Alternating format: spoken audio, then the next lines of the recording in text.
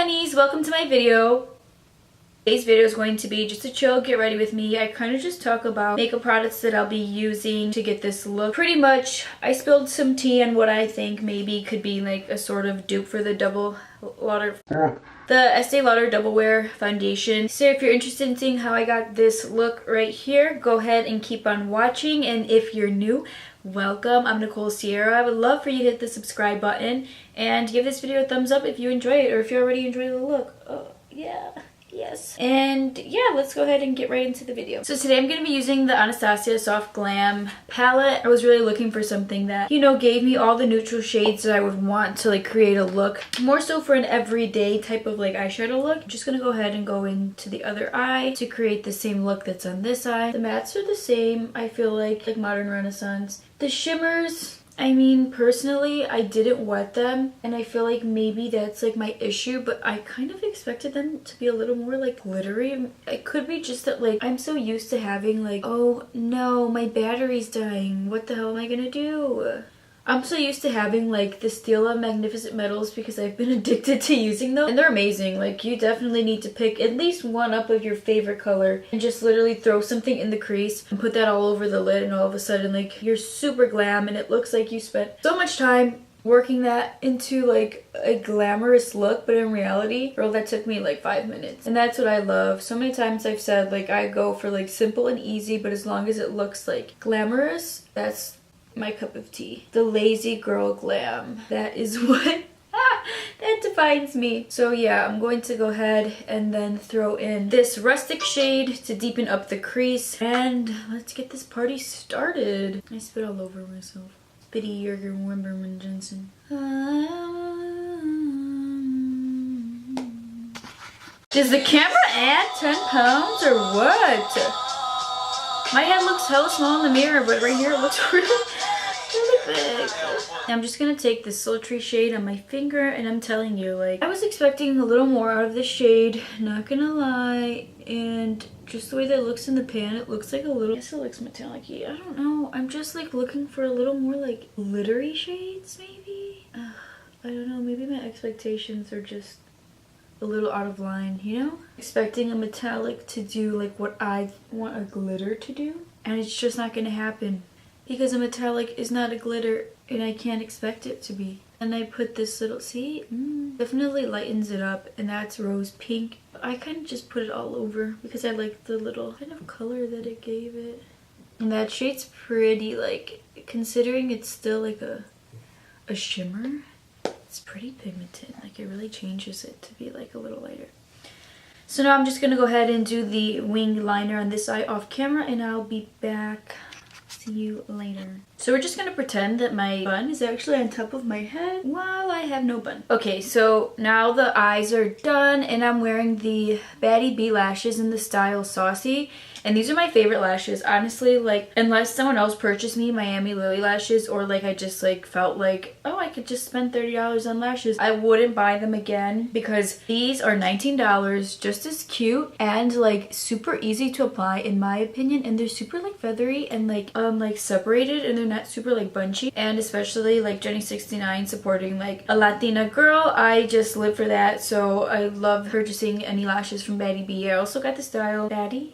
I also have the style Baddie, but I haven't tried those on. But definitely love and definitely recommend these Baddie B lashes, so especially Saucy. Now I'm going to go in with this new purchase I got, which is the Hollywood Flawless Filter for a Superstar Youth Glow. And this is basically like a glowy product, and I've seen a lot of people talk about it on YouTube, and I've also gotten a sample of this before, and I really did enjoy it. I put it on underneath the Fenty foundation because that's like a super matte foundation, and I like the way that the foundation actually sat on top of this glowy product. And I'm just going to take this little sponge. Usually I take like a brush, but I feel like I'm lazy, and just applying it with the sponge can be used as like a highlighter over the top, or a completely glowy product under your foundation, depending on your skin type and the foundation you're going to use. So next I'm just going to take this Estee Lauder Double Wear Stay in Place Makeup. So this foundation was pretty pricey, and I had been waiting a while to purchase this one, but I've heard a lot of things. You know what, I'm not even going to go there. I'm just going to do one pump first, because this foundation is getting wild. And by that I mean like This foundation is pretty full coverage, okay? Besides the fact that it's full coverage, this foundation is very heavy on my skin. And I've tested a lot of foundations, and I will go into Sephora and I will ask them, you know, for samples. Like, if anything I could give any suggestions, it would be to, when you go to Sephora, always ask for like 2 to 3 samples of a foundation that you'd want to try before like purchasing, or just for the hell of it, to see, you know, what kind of foundations work for your skin, so you have that like reference to go back on, like, hey, I like this, or this didn't last very long, etc, etc. Just kind of to do your research before you purchase something that you're unhappy with. And it's never fun, especially like having to go back and return something, and just the flat out disappointingness of like something not working. This foundation is very matte. It does not give like a natural or a radiant finish. It's very matte, although I will give it that it's very long wearing. The matte finish that it gives is like pretty flawless, although matte. Depending on your skin type, that's really all I have to say about it. My personal opinion, I recommend the L'Oreal Infallible 24 Fresh Hour Wear over the Estee Lauder Double Wear, because this one,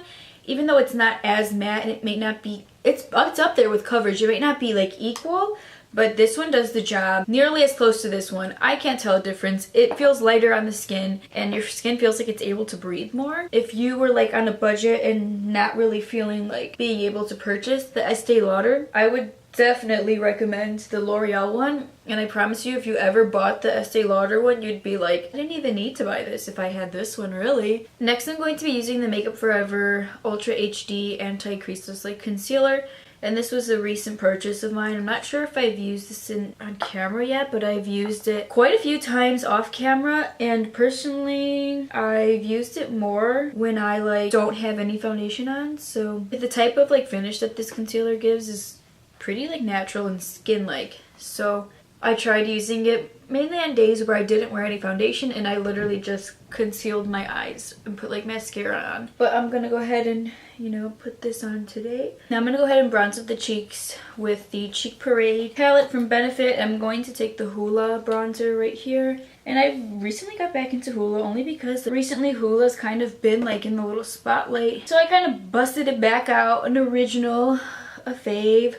And I've really been liking it. Yeah, I've used it to actually bronze and kind of contour. Lightly bronze the area with this like big Equal Tools brush, and then I would go back and use this a little more contour brush, a Morphe M405, and kind of just contour a little stronger with it. Next for blush, I'm going to be taking this Burt's Bees blush in the shade Toasted Cinnamon. I kind of just wanted more like of a nude blush. I didn't really want the blush to be too extreme.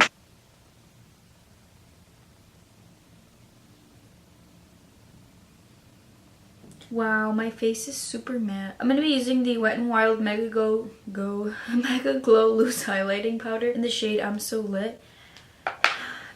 I mean, this highlighter is really pretty, but I just don't know if I can do like loose highlighters. They're so messy. I just applied the rest of the highlight to the rest parts of my face, and then I just did the lip, which is Kylie's Liquid Lipstick Matte in the shade Angel, and I also lined the lips with that same shade. And this is the final look. I hope you guys enjoyed it, using some new products and some just like old faves or just old.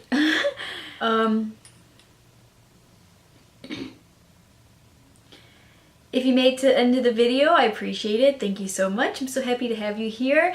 Hit the like button if you did enjoy it, and if you're not subscribed, make sure to subscribe if you want to, and turn the little bell on so you can see when I post my next video. And that's pretty much it. I hope you guys have a great day whenever this goes up. I have a feeling it's going to be like a warm day, and I'll see you guys in my next video.